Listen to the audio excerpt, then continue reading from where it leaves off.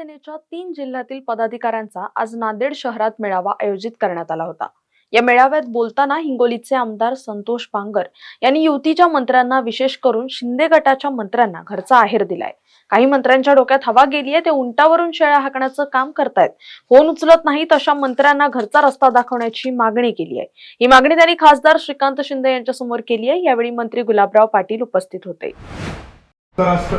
काही नेते मंडळी, पहिली मंत्री महोदय, मी तुम्हाला सांगतो की काही तुम्हाला सांगतो त्यांच्या डोक्यामध्ये वारं गेले।